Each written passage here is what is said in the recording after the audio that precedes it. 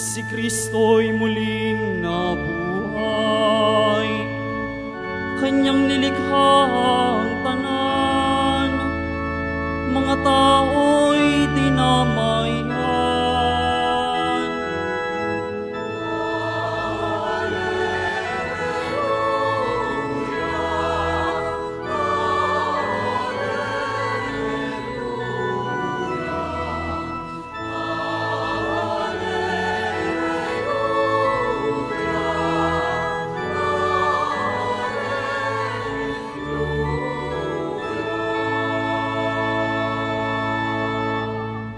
Sumainyo ang Panginoon. At sumairin, Ang mabuting balita ng Panginoon ayon kay San Juan. papuri sa iyo, Panginoon. Noong panahong iyon, muling napakita si Jesus sa mga alagad sa tabi ng lawa ng Tiberias. Ganito ang pangyayari. Magkakasama sina Simon Pedro, Tomas na tinaguri ang kambal, Natanael na taga-Kana, ang mga anak ni Zebedeo at 2 pang alagad. Sinabi sa kanila ni Simon Pedro, "Mangingisda ako." "Sasama kami," wika nila. Umalis sila at lumulan sa bangka, subalit walang nahuli ng gabing iyon. Nang magbubukang liwayway na, tumayo si Jesus sa pampang, subalit hindi siya nakilala ng mga alagad. Sinabi niya, "Mga anak, meron ba kayong huli?" "Wala po," tugon nila. "Ihulog ninyo ang lambat sa gawing kanan ng bangka at makahuhuli kayo," sabi ni Jesus. Inuhulog nga nila ang lambat at hindi nila ito mahila sa dami ng huli. Sinabi kay Pedro ng alagad na minamahal ni Jesus, "Ang Panginoon iyon." Nang marinig ito ni Simon Pedro, siya ay nagsuot ng damit sapagkat hubad siya at tumalon sa tubig.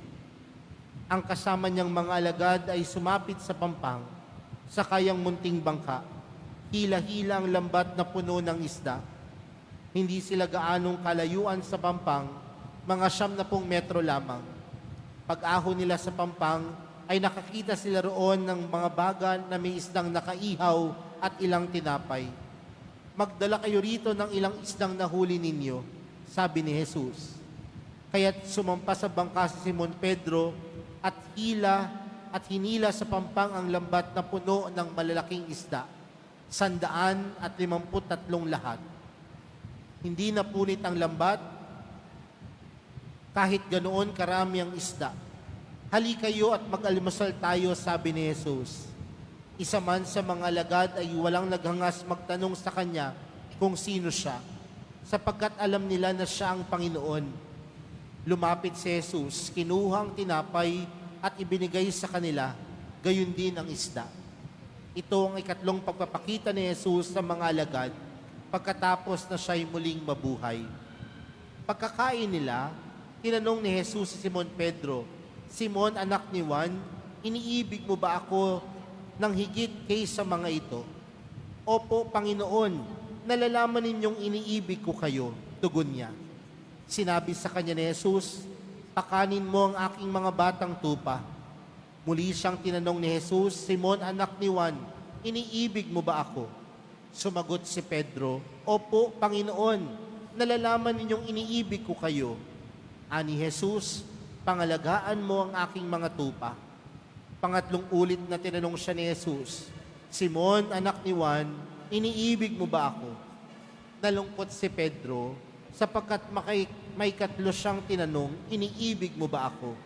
At sumagot siya, "Panginoon, nalalaman po ninyo ang lahat ng bagay. Nalalaman niyong iniibig ko kayo." Sinabi sa kanya ni Jesus, "Pakanin mo ang aking mga tupa. Tandaan mo, noong kabataan mo pa, ikaw ang nagbibihis sa iyong sarili at lumalakad ka kung saan mo ibig.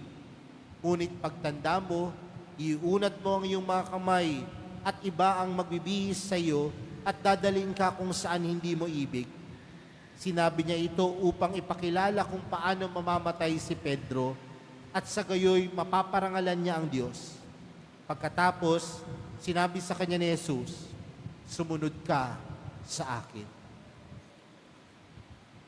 Mga kapatid, ang mabuting balita ng Panginoon. Pinupuri ka namin, Panginoong Kristo. Magsayo po muna ang lahat. Magandang umaga po sa inyong lahat. Pwede bang batiin ng katabi ng magandang umaga? Mga kapatid, tayo po ngayon ay nasa 3 linggo na po ng Pasko ng muling pagkabuhay. At tila masasabi natin na napakabilis ng panahon. 3 linggo na po palang nakakaraan nung ipagdiwang po natin si Jesus na muling nabuhay. Pero mga kapatid, magandang pong mapagnilayan natin ang ating ibanghelyong napakinggan. Sa atin pong ibanghelyong napakinggan, tila pinapaalala sa atin ang kwento ng mga alagad ng Panginoon.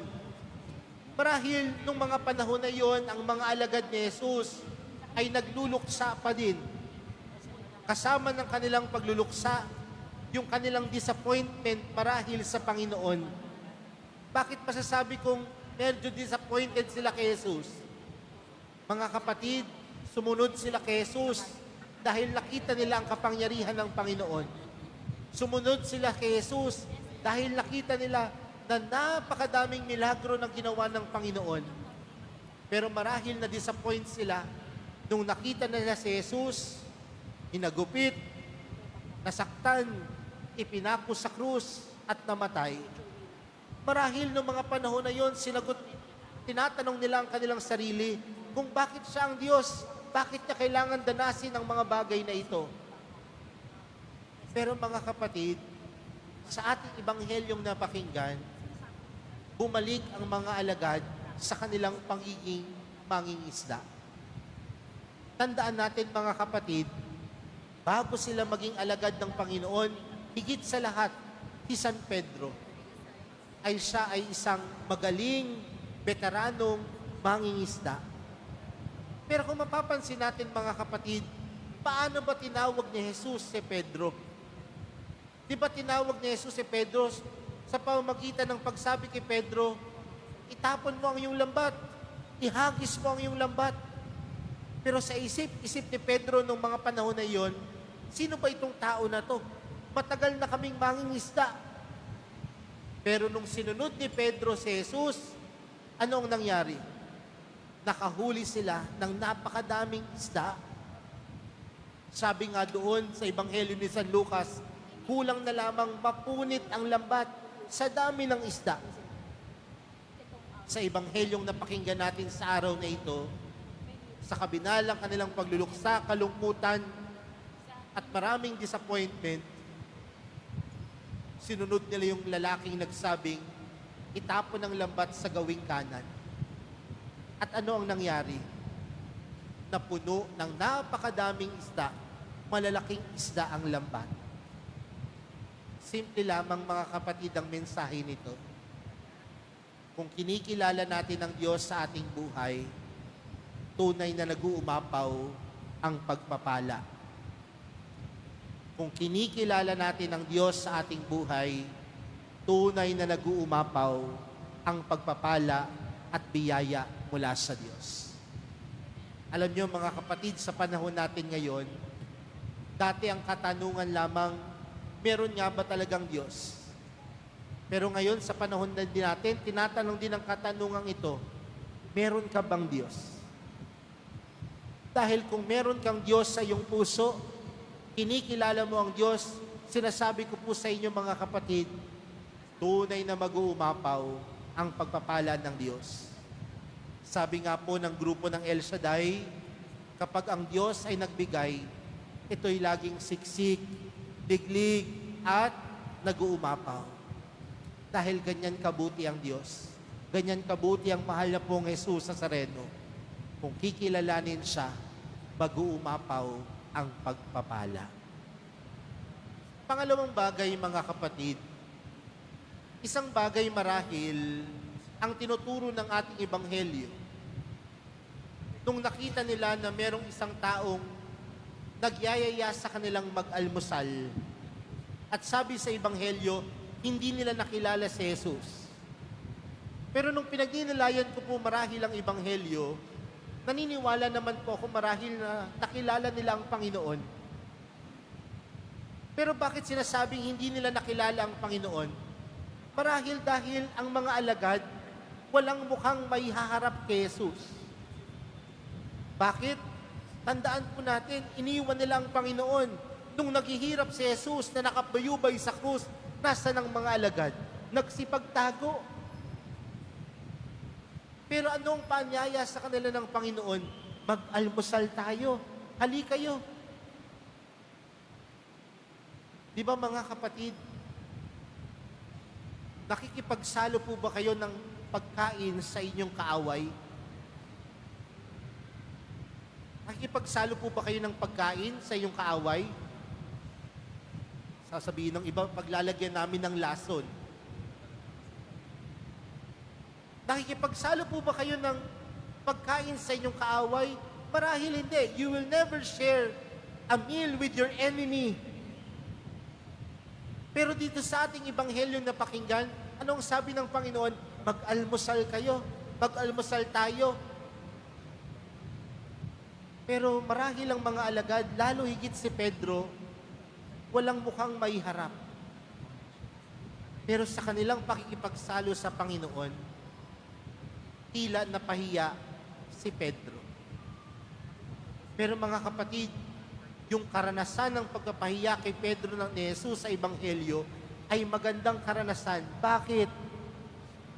Dahil sa pagpapahiya kay Pedro, nakilala niya at nalaman niya ang pagkukulang niya sa kanyang sarili. Nalaman niya na siya ay nagkasala kay Jesus. Nalaman niya na iniwan niya ang Panginoon. Hiyang-hiya si Pedro. Alam niyo mga kapatid, ako po ay naka-assign sa mga paaralan.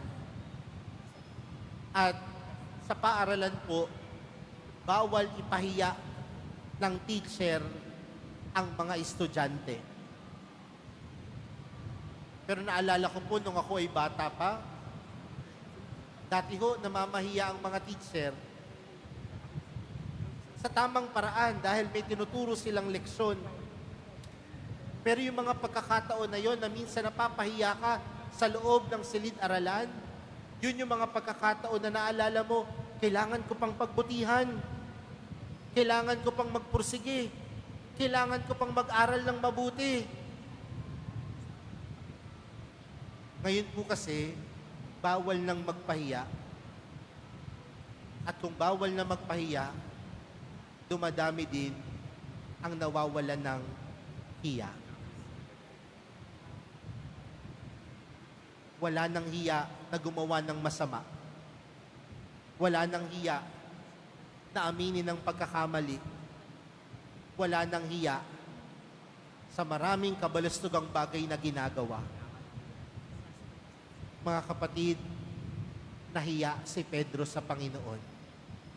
At sa kanyang hiya sa Panginoon, humingi siya ng kapatawaran.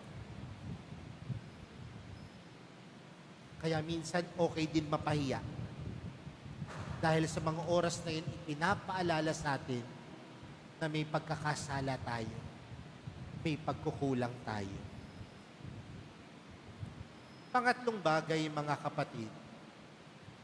Mapapansin po natin sa pangalawang parte ng Ebanghelyo sa pag-uusap ni Jesus at ni Pedro. 3 beses tinanong ni Jesus si Pedro, iniibig mo ba ako? At sa 3 beses na tinanong ito ni Jesus kay Pedro, anong sagot ni Pedro? Opo. Pero sa 4 beses na pagtanong ni Jesus, tila sumama ang loob ni Pedro. Panginoon, alam mo naman ang lahat. Pero mga kapatid, kung mapapansin din natin sa Ebanghelyo, sa bawat katanungan ni Jesus, iniibig mo ba ako? At bawat kasagutan ni Pedro na opo, merong pinagkakaloob na tungkulin ang Panginoon. Dahil marahil ipinapaalala sa atin ni Jesus sa araw na ito, na ang pagmamahal ay hindi lamang isang pangakong pananalita, kundi ang tunay na pagmamahal may tungkulin na dapat isagawa. Uulitin ko ha. Ang pagmamahal ay hindi lamang pangakong puno ng pananalita, kundi ang pag-ibig at pagmamahal ay pangakong dapat isinasagawa. Meron po bang mag-asawa dito? Nasaan po ang mga mag-asawa? Nasaan po ang mga mag-boyfriend at mag-girlfriend? Meron po ba? Kasi minsan kapag mag-boyfriend at mag-girlfriend pa lamang kayo, yung boyfriend nyo minsan napakadaming pangako niyan. Susungkitin ko ang mga bituin, ibibigay kita, pakakasalan kita sa lahat ng simbahan, sasamahan kita sa hirap at ginhawa. Pero yung mga pangako po ba na yon, hanggang ngayon na 5 taon na kayo nagsasama, 20 taon na kayo nagsasama, nagagawa po ba? Pero naipapakita minsan, dahil tandaan natin mga kapatid, ang pagmamahal ay pangakong hindi lamang sa pananalita. May mga mabubulaklak magsalita ng mga pangako. Pero tingnan natin, na isasagawa ba ang pangako ng pag-ibig? Sa susunod na linggo, halalan, eleksyon, ang daming nangangako sa atin ng pagmamahal. Pero anong pangako kaya ng pagmamahal ang pinapakita? Sasayawan tayo? Kakantahan tayo? Magpapapogi at magpapaganda sa atin?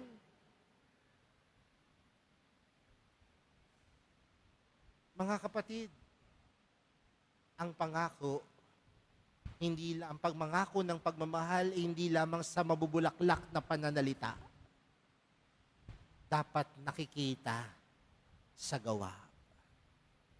Sa relasyon natin sa Panginoon, yung pagmamahal natin sa Kanya, huwag lamang puro dada, makita sa gawa. Kaya sa pagpapatuloy po ng ating banal na misa para sa araw na ito, ngayong 3 linggo ng Pasko ng Muling Pagkabuhay, kilalanin natin ang presensya ng Diyos. At kung kinikilala natin siya, mag-uumapaw ang pagpapala at biyaya. At kung mag-uumapaw ang pagpapala at biyaya, tuturuan nawa niya tayo na mahiya sa ating mga pagkukulang at pagkakasala. At sa mga oras na tayo ay humihiling ng pagpapatawad sa ating mga pagkukulang at pagkakasala, nararanasan natin ang pag-ibig ng Diyos. At kung nararanasan natin ang pag-ibig ng Diyos, nawa, tayo din nawa ay maging mukha ng pag-ibig ng Diyos sa iba. Hindi lamang sa pananalita, kundi maging mukha ng mahal na pong Jesus Nazareno na makikita sa ating pagkilos at gawa araw-araw. Amen.